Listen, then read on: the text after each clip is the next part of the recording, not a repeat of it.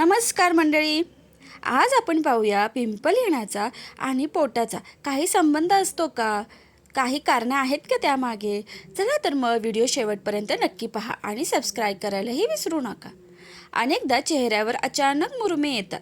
कधी कधी तर स्किनची काळजी घेण्याचे जे काही प्रोडक्ट असतात ते सर्व वापरून देखील चेहऱ्यावर पिंपल येतात आणि चेहरा निर्जीव वाटायला लागतो. तेव्हा नक्कीच हा विचार येतो की इतकं सगळं करून देखील इतकी काळजी घेऊन सुद्धा चेहऱ्यावर पिंपल कसे काय येऊ शकतात आणि आपण बाहेरूनच सगळी ट्रीटमेंट करत राहतो, पण नक्की कारणच समजत नाही. पण याचं कारण असू शकतं आपलं पोट. पोट साफ नसेल तर त्याचे परिणाम चेहऱ्यावर दिसू लागतात, कारण त्वचेसंबंधित अनेक समस्या या पोटाशी संबंधित असतात. जर तुमची त्वचा वारंवार खराब होत असेल, मुरूम, पुळ किंवा खाज सुटणे यासारखी लक्षणं दिसत असतील तर तुम्ही तुमच्या पोटाच्या आरोग्याकडे लक्ष देणे महत्त्वाचे आहे. म्हणून पुढच्या वेळी जेव्हा तुम्हाला मुरुमे येतील तेव्हा क्रीम लावण्यापूर्वी किंवा बाहेरून काही ट्रीटमेंट घेण्याआधी पोटातून ट्रीटमेंट घेणे गरजेचे आहे, कारण पोट खराब असेल तर पोट साफ नसेल तर त्याचे परिणाम चेहऱ्यावर दिसू लागतात. पोटाचा त्वचेशी संबंध काय? आपल्या शरीराचा प्रत्येक भाग कोणत्या ना कोणत्या प्रकारे एकमेकांशी जोडलेला असतो. विशेषतः आतडे आणि त्वचा त्यांचे एकमेकांशी खोलवरचे नाते असते. जर आतड्यांमधील बॅक्टेरिया संतुलित नसतील तर त्याचा थेट परिणाम आपल्या त्वचेवर होतो. जर हे बॅक्टेरिया एकमेकांशी जोडले गेले तर शरीरात जळजळ वाढते, ज्यामुळे चेहऱ्यावर मुरुमे आणि पुरळ उठतात. या स्थितीला आतड्यांशी त्वचा संबंध असेही म्हणतात. याचा अर्थ आतड्यांशी संबंधित समस्या त्वचेला हानी पोहोचवू शकतात. जर अन्न योग्यरित्या पचले नाही तर पोटात वारंवार गॅस तयार होतो, आम्लता येते किंवा बद्धकोष्ठता कायम राहिली तर ते सर्व तुमचे शरीर आतून योग्यरित्या कार्य करत नसल्याचे लक्षण आहे. त्वचेवर काय परिणाम होतो? जेव्हा शरीरात वाईट बॅक्टेरिया वाढतात तेव्हा शरीराची संरक्षण प्रणाली कमकुवत करतात.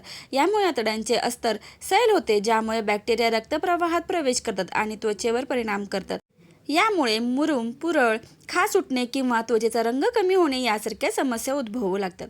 आहाराकडे लक्ष देणे कसे गरजेचे आहे? जर तुम्ही सतत त्वचेच्या समस्यावर उपचार करत असाल पण कोणतेही परिणाम दिसत नसेल तर तुमच्या पोटाची तपासणी करणे महत्त्वाचे आहे. फायबरयुक्त पदार्थ, दहीसोबत प्रोबायोटिक्स आणि ताजी फळे आणि भाज्या खाल्ल्याने आतड्यांचे आरोग्य सुधारण्यास मदत होऊ शकते.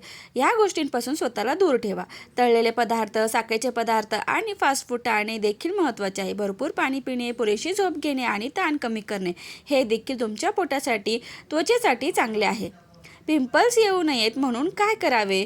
त्वचेची स्वच्छता. तेलकट त्वचा असल्यास दिवसातून 2 ते 3 वेळा नॅचरल किंवा सौम्य फेसवॉशने चेहरा धुवा, जेणेकरून छिद्रे पोर्स बंद होणार नाहीत.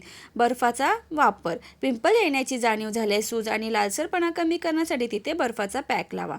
नैसर्गिक उपाय. कोरफड. कोरफडीचा गर थेट पिंपल्सवर लावल्याने जळजळ आणि लालसरपणा कमी होतो. टी ट्री ऑइल हे बॅक्टेरिया नष्ट करण्यासाठी मदत करते. ते खोबरेल तेलात मिसळून लावू शकता.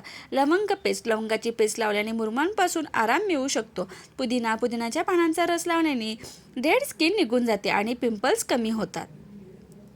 माहिती आवडल्यास व्हिडिओला लाईक, शेअर आणि सबस्क्राईब करायला विसरू नका. धन्यवाद.